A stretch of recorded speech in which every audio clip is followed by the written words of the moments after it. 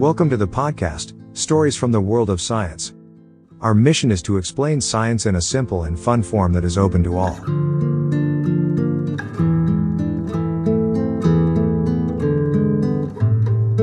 Why does digital music only make sense to a human ear? German acoustics professor Eberhard Zwicker spent many years studying the ways humans recognize sounds. After conducting a number of experiments, he reached an important conclusion: a human ear doesn't abide by the same principles as a microphone. It is a sense organ that became, through evolution, specially adjusted to speech recognition and detecting danger in the natural environment. That's what makes it efficient in discerning conversations in the buzz of a coffee shop, but not as a universal sensor that is equally effective in detecting any kind of sound. Zwicker's experiment showed that people are able to distinguish between two tones differing in pitch only if they are far enough apart. When he equalized the frequency of two tones, listeners couldn't distinguish between the two, while they found the difference most noticeable when the lower tone was the louder. A similar phenomenon was observed with a sequence of clicks and beats. If two clicks are too close together, listeners can't distinguish between them. Again, if one click is louder than the other, the closer they are, the more likely it is that someone will hear them as a single sound.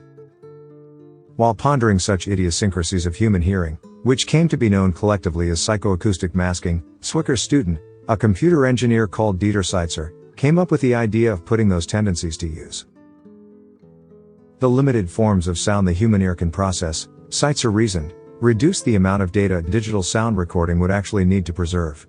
If he could remove the data undetectable to the human ear, the recording would contain less data, but nobody would be able to tell the difference. When in 1982, the CD was introduced as a new audio recording format, it seemed to represent a huge advance in the technology of sound reproduction. But Seitzer wasn't impressed. He was convinced that most CD audio data could be erased without the listener ever noticing. A CD recording uses approximately 1.4 billion bytes of data for 1 second of stereo sound, and Seitzer believed that a comparable quality could be attained from a recording that required a device to read just 128,000 bytes per second. In order to accomplish this, he needed help. That assistance arrived in the form of a young student of electrotechnics called Karl-Heinz Brandenburg, who soon took on the project of finding an algorithm for compressing audio files. In digital sound transcription, an audio recording is first of all broken up into its basic elements.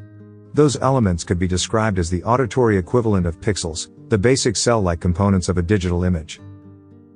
Brandenburg's task was to use his findings from psychoacoustics in order to clean out the sound pixels that the human ear couldn't hear anyway. Human hearing is attuned to the range of frequency one finds in human speech.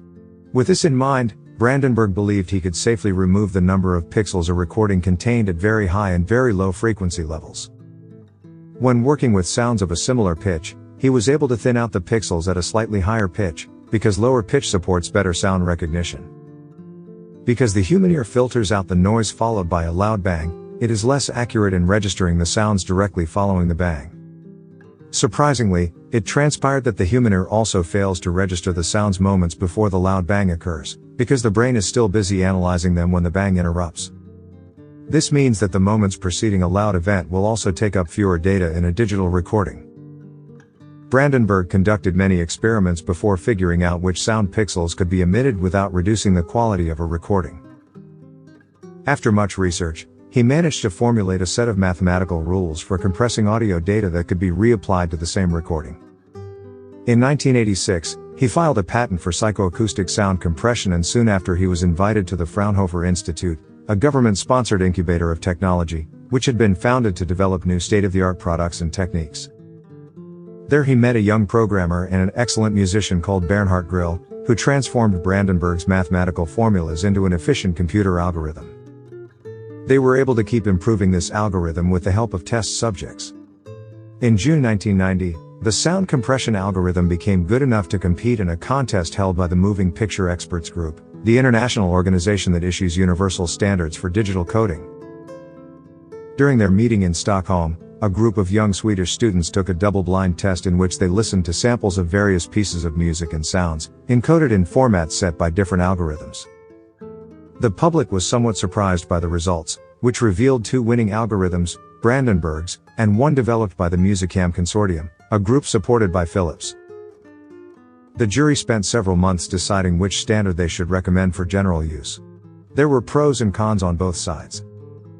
All things considered, Brandenburg's algorithm attained comparable sound quality by using less data than its rival, yet required more processing power for coding. In the end, the Moving Picture Experts Group offered a compromise. In addition to the Musicam format, the Fraunhofer Institute's algorithm would also be proposed as a standard, but only if they added an audio bank filter patented by Philips.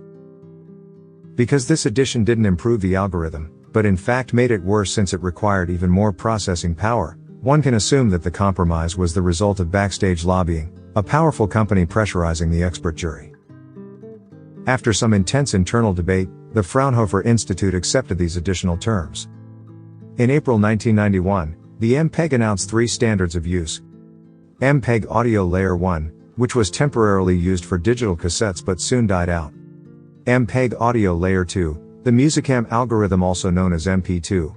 And, last but not least, Brandenburg's method, dubbed MPEG Audio Layer 3, or the now famous MP3.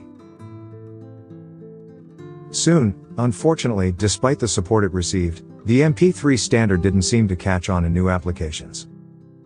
Everything from digital radio, interactive CD-ROM, to HDTV, seemed to prefer the MP2 standard. Manufacturers of audio devices explained that MP3 required too much processing. In 1994, an upgraded MP3 algorithm managed to use 12 times less processing power while retaining the same sound quality, but this still wasn't enough for it to be selected as standard in DVD sound recording in 1995. According to Stephen Witt, the author of the book How Music Got Free, the internet music piracy community was the first to recognize the potential of MP3 technology and the first to popularize it. Just when the MP3's inventors had all but lost hope of ever selling their product, they tried their luck by addressing the final users directly. They developed a simple free program that enabled users to convert their music collections into MP3 files. At first, this wasn't easy to do since it was only in 1993 that Intel Pentium processors became powerful enough to play MP3 files on home computers. Coding was then still extremely slow, and it took Pentium 6 hours to convert the tracks of a single CD into MP3 files. Nevertheless, the MP3 format gained popularity with music buffs and became almost synonymous with digital sound transcription. In the mid-1990s, the team that created the MP3 standard started to develop a new, second-generation psychoacoustic coding system that was found to be faster, simpler, and more efficient. It was named Advanced Audio Coding, and it later became known as MP4 or M4A.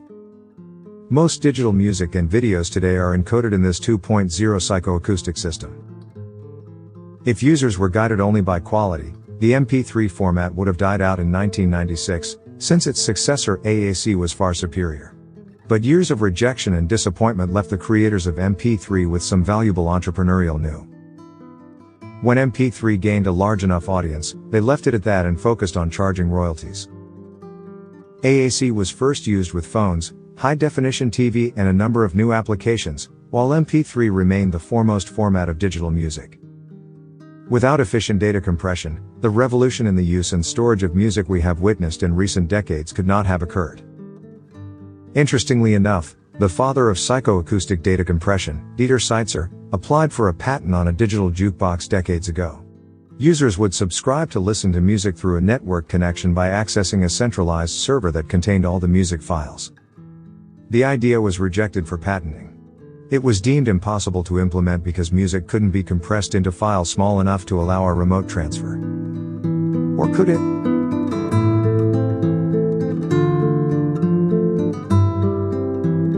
You just listened to the podcast, Stories from the World of Science, written by Sasho Dolines.